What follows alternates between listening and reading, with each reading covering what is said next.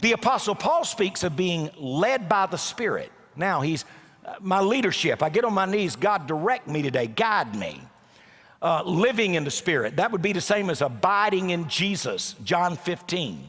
Walking in the Spirit would be the same as being controlled by the Spirit or walking in the Word. And then he refers to the evidence of the fruit of the Spirit. Now, the flesh is powerless to fulfill the law. And the law is powerless to conquer the flesh.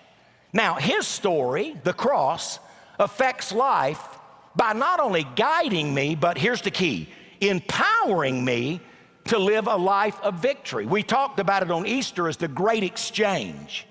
The Christian life is not difficult. The Christian life is impossible. I can't live this life. Christ in you, the hope of glory. It's Christ living his life through me. Listen how Paul put it in Romans 8, one of the best passages on this subject. For what the law could not do in that it was weak through the flesh, God did by sending his own Son in the likeness of sinful flesh on account of sin.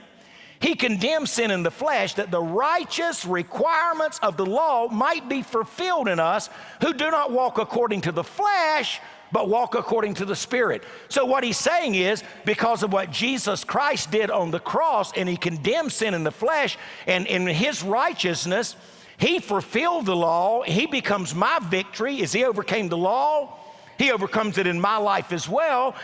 And we don't walk according to the flesh, but now because of what Christ did on the cross, we're walking according to the Spirit. Now, let me give you a few statements. Number one, this may be the only one I deal with this morning. The Spirit of God, God's Holy Spirit, he came to live in me, abide in me, promised he'd never leave me, nor never forsake me. He leads contrary to the flesh. So here we are, diametrically opposed.